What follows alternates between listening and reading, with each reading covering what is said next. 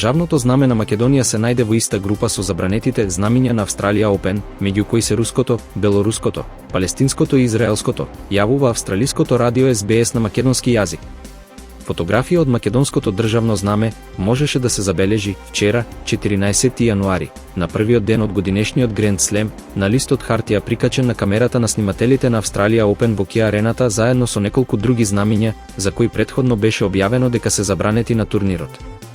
Министерството за надворешни работи, преку амбасадата во Канбера, веднаш реагираше до Министерството за надворешни работи и трговија на Австралија, како и до организаторот на турнирот, Австралија Open, соопшти Министерството за надворешни работи. Како што се наведува, оттаму Министерството за надворешни работи добило уверување дека се работи за ненамерен пропуст, техничка грешка која е веднаш исправена и која не предизвикала ефективни ограничувања. Во текот на првата недела од 2024 година, од 1 до 7 јануари, во земјава се пријавени 1025 случаи на заболени од грип или заболувања слични на грип. 544 лица се на возраст од 15 до 64 години, 233 кај деца на возраст од 5 до 14 години, 185 кај деца на возраст од 0 до 4 години и 63 се регистрирани кај лица на возраст над 65 години. Највисока инциденца се регистрира кај децата на возраст од 0 до 4 години. Заболените се пријавени во Скопје 269, Дебар 188, Гостивар 114, Штип 107, Битола 104.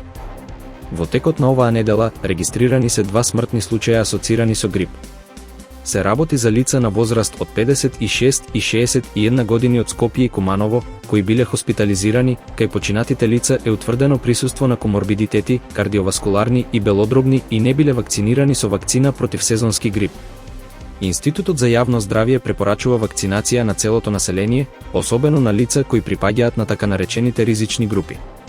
Заклучно со првата недела од оваа година, во Република Македонија, вакцинирани се вкупно 60.766 лица со бесплатна или комерцијална вакцина.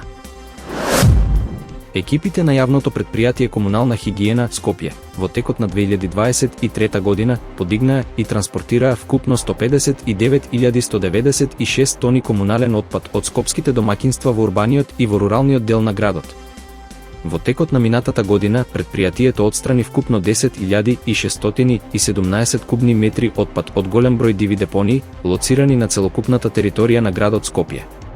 Од јавното предпријатие Комунална хигиена Скопје посочуваат дека реализирале екопредавања, акции и работилници во 30 основни и средни училишта во сите скопски општини, како и во 15 предучилишни установи, со цел подигнување на свеста кај младите за правилното постапување со отпадот и значењето на примарната селекција. Повеќе од 2800 учесници ќе присуствуваат на 5-дневниот настан кој почна вчера, вклучувајќи преку 60 шефови на држави и влади. Светскиот економски форум се одржува во контекст на војните на Блискиот Исток и во Украина, револуција на вештачката интелигенција и грижи поради лажни информации околу изборите во Европската Унија, Соединетите Американски држави и Индија, климатски промени. Темата на годинешната средба на глобалните политички и деловни лидери, славни личности и истакнати општествени активисти е повторно градење доверба. Теми се слабиот економски раст и постојаната криза на пораст на трошоците за живот и високите каматни кои стапки тешко погодуваат луѓе ширум светот. Прашање, кој исто така ќе доминира на дневниот ред, се огромните долгови на земјите во развој. Подемот на вештачката интелигенција, кој создаде големи можности, но и главоболки на оние кои мора да ја регулираат, е главна тема оваа година со низа панели посветени на технолошката револуција. Дезинформациите и злоупотребата на информации поттикнати од вештачка интелигенција се наведуваат како најголема опасност во следните 2 години. Македонскиот председател Стево Пендаровски ќе учествува на Светскиот економски форум во Давос. Предвидено тој да учествува на сесијата Дипломатски диалог за Западен Балкан, на неформалниот собир на светските економски лидери враќање на вербата во глобалниот систем и на официјалната вечера градење на Европа на утрешнината. Урсула фон дер Лајен во моментов е фаворит за втор мандат на чело на Европската комисија. Минатата година извесен период се чинеше дека кандидатурата на Урсула фон дер Лајен за втор мандат како председател на Европската комисија може да пропадне. Таа одби да потврди дека повторно ќе се кандидира, но со задоволство одговори на прашањето што ќе прави со вториот мандат, велејќи дека ќе ја задржи насоката од нејзиниот сегашен мандат за сите клучни политички прашања. фон дер Лајен брзо се етаблира како веројатно најмоќната председателка на Европската комисија по Жак Делор, титанот на европската политика кој почина во декември 2023 година. Познато е дека таа спие во седиштето на комисијата, работи долги часови, дури и за време на викендите, а за време на мисиите во странство, понекогаш се информира додека вежба во теретана за да заштеди време. Според податоците на Европската статистичка агенција, Евростат, во 18 од вкупно 27 земји членки на Европската унија оценката за степенот на задоволство од животот е над просекот во унијата, а само во 9 држави е под него.